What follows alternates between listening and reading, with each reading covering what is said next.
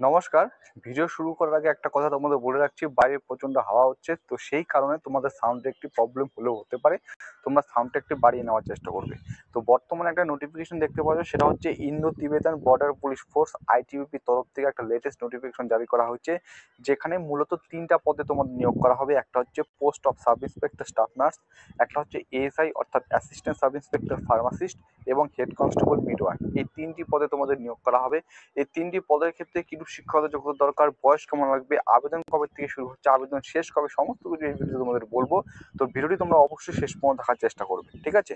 তো এখানে আশা করছি তোমরা প্রত্যেকেই এখানে দেখতে পাচ্ছ, এখানে কি উল্লেখিত করা রয়েছে যে Indo Tibetan border police force invites online application from eligible Indian citizens to fill up vacancy of sub inspector in group B, non gazetted and non ministerial, assistant sub inspector pharmacist and head constable midwife. এই head constable যে midwife রয়েছে শুধুমাত্র female প্রার্থীরা কিন্তু এখানে আবেদন করতে পারবে on temporary basis, like to be permanent in ITBP force, ঠিক আছে? অর্থাৎ অল ইন্ডিয়া জব ভ্যাকান্সি, এক কথা বলতে গেলে অল ইন্ডিয়া জব ভ্যাকান্সি, আর যে পুরুষ মহিলা সকলেই কিন্তু এখানে আবেদন করতে পারবে। চলো, এবার তোমাদের আমি সমস্ত শূন্য পদগুলি ইন ডিটেলস আলোচনা করছি, যেটা তোমরা একটু ক্রমাগত লক্ষ্য করো, ঠিক আছে? তো এখানে যদি আমি তোমাদের বলি, প্রত্যেকটা এক্সামের জন্য কীরূপ শিক্ষাগত যোগ্যতা দরকার সেটা আমি তোমাদের প্রথমত বলার চেষ্টা করছি। প্রথমত এলিজিবিলিটি কন্ডিশনে যদি আমি একদম সবার উপরের দিকে আসি, তো সেক্ষেত্রে 1 নম্বরে থাকবে হচ্ছে সাব ইন্সপেক্টর স্টাফ নার্স। এক্ষেত্রে এজ লিমিট এবং এডুকেশন কোয়ালিফিকেশন যেটা হচ্ছে, বয়সটা হচ্ছে 21 থেকে 30 বছরের মধ্যে হয়ে থাকলে তুমি আবেদন করতে পারবে। এসসি এসটি প্রার্থী হয়ে থাকলে 5 বছরের ছাড় পাবে, ওবিসি প্রার্থী হয়ে থাকলে 3 বছরের ছাড় পাবে, ঠিক আছে?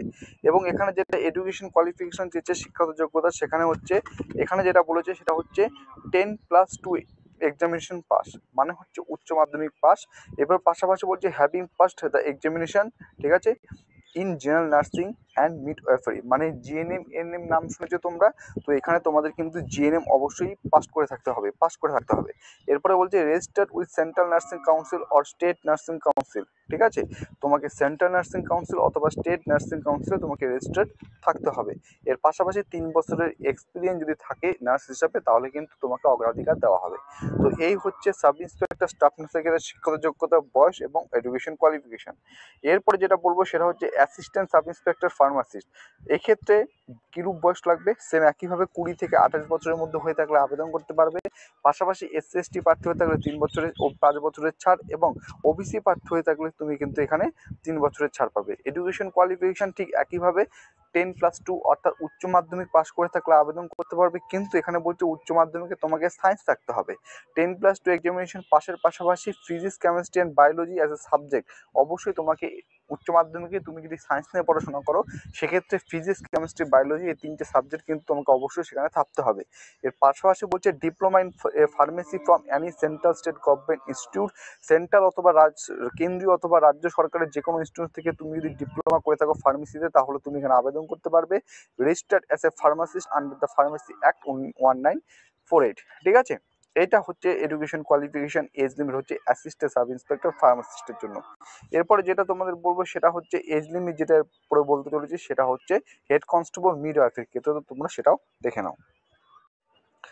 হেড কনস্টেবল মিডওয়াইফের ক্ষেত্রে যেখানে শুধুমাত্র মহিলারা আবেদন করতে পারবে, এই পোস্টের ক্ষেত্রে তোমার বয়স যদি 18 থেকে 25 বছরের মধ্যে হয়ে থাকে, তাহলে অবশ্যই তুমি কিন্তু এখানে আবেদন করতে পারবে। Upper age limit is flexible for SC ST OBC প্রার্থীর জন্য কিন্তু বয়সের ছাড় পাবে। এডুকেশন কোয়ালিফিকেশনটা লক্ষ্য করো, শুধুমাত্র মাধ্যমিক পাস করে থাকলে তুমি এখানে আবেদন করতে পারবে।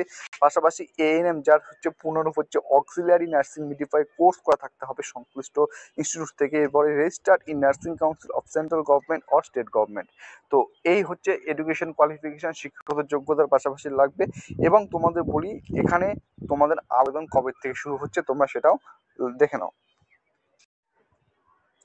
তো অনলাইনে আবেদন কবে থেকে শুরু হচ্ছে, তার আগে তোমাদের এখানে আমি তোমাদের ভ্যাকান্সিটা দেখাচ্ছি, এর পাশাপাশি অ্যাপ্লিকেশন ফি কত সেটা দেখানোর চেষ্টা করছি।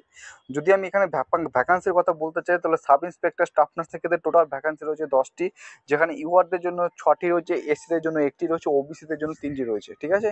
অ্যাসিস্ট্যান্ট সাব ইন্সপেক্টর ফার্মাসিস্টের জন্য ভ্যাকান্সি রয়েছে টোটাল 5টি, যেখানে ইউআরদের জন্য রয়েছে 3টি, এসটি এবং ইডাব্লিউএসের জন্য রয়েছে একটি করে।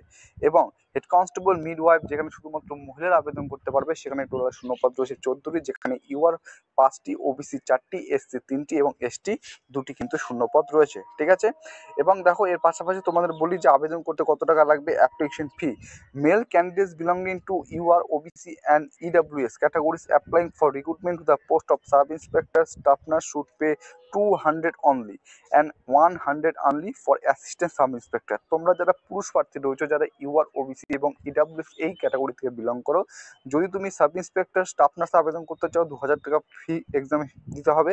এবং তুমি যদি এএসআই অ্যাসিস্ট্যান্ট সাব ইন্সপেক্টরের ক্ষেত্রে আবেদন করতে চাও ফার্মাসিস্টের ক্ষেত্রে, শুধুমাত্র 100 টাকা তোমাকে কিন্তু এখানে পেমেন্ট করতে হবে, যেটা কিন্তু এখানে খুব সুন্দরভাবে উল্লেখিত রয়েছে। এর পাশাপাশি এখানে আরেকটা জিনিস দেখে নাও তোমরা। এবার দেখো, এবার হচ্ছে for head constable mid wife. এখানে তোমরা দেখতে পাচ্ছ ফর হেড কনস্টেবল মিড ওয়াইফের জন্য, যেখানে শুধুমাত্র মহিলা প্রার্থীরা আবেদন করতে পারবে। এক্ষেত্রে তাদের কিন্তু কোনো ফি দিতে হবে না। ঠিক আছে, অ্যাপ্লিকেশন ফি এক্সেম্পটেড। তো এই হচ্ছে ইন ডিটেলস। আমি এর নোটিফিকেশনটা, এই শর্ট নোটিফিকেশন এটা প্রকাশিত হয়েছে, আমি তোমাদের টেলিগ্রাম চ্যানেলে দিয়ে দিব। তো নিচের ডেসক্রিপশন বক্সে দেওয়া আছে, সেখান থেকে কিন্তু তোমার প্রত্যেকে দেখে নেবে। চলো এবার দেখে নিই আবেদনের শেষ তারিখ, আবেদনের কবে থেকে শুরু ইন ডিটেলসে। তো এখানে আশা করছি তোমরা প্রত্যেকে দেখতে পাচ্ছ। প্রথমত দেখো, তোমাদের বলবো যে সিলেকশন প্রসেসটা কিভাবে হবে। The selection process will consist of physical efficiency test. প্রথমে পিইটি হবে, তারপরে পিএসটি হবে, রিটেন টেস্ট হবে, ডকুমেন্টেশন হবে, ডকুমেন্ট ভেরিফিকেশন হবে, প্র্যাকটিক্যাল এক্সামিনেশন হবে এবং ডিটেল মেডিকেল এক্সামিনেশন বা রিভিউ মেডিকেল এক্সামিনেশনের মাধ্যমে তোমাদের এখানে কিন্তু নিয়োগ করা হবে। ঠিক আছে, এবং online application mode will be open 29শে জুন 2024। 29শে জুন থেকে তোমাদের অনলাইনে অ্যাপ্লিকেশন শুরু হবে এবং যেটা ক্লোজ হবে, শেষ হবে জুলাই মাসের 28 তারিখ পর্যন্ত। ঠিক আছে, আমি আশা করছি তোমাদের এখানে ইন ডিটেলসে সমস্ত কিছু বোঝানোর চেষ্টা করেছি এবং তোমরা আশা করছি এখানে প্রত্যেকটা জিনিস বুঝতে পেরেছো। ঠিক আছে, অ্যাপ্লিকেশন ফিটা আমি তোমাদের ইসেতে জানিয়ে দেবো, পিন করে জানিয়ে দেবো। ঠিক আছে, আমার যে কমেন্ট বক্সে সেখানে আমি তোমাদের পিন করে জানিয়ে দেবো এসসি এসটি জেনারেল ফিমেলদের জন্য কত টাকা করে লাগছে, কোন পদের জন্য কত। ঠিক আছে, তো আজকের ভিডিওটি জাস্ট এতটুকু ছিল। যদি ভিডিওটি ভালো লেগে থাকে লাইক করবে, নতুন হয়ে থাকবে চ্যানেলটিকে সাবস্ক্রাইব করে পাশে থাকার চেষ্টা করবে। জয় হিন্দ।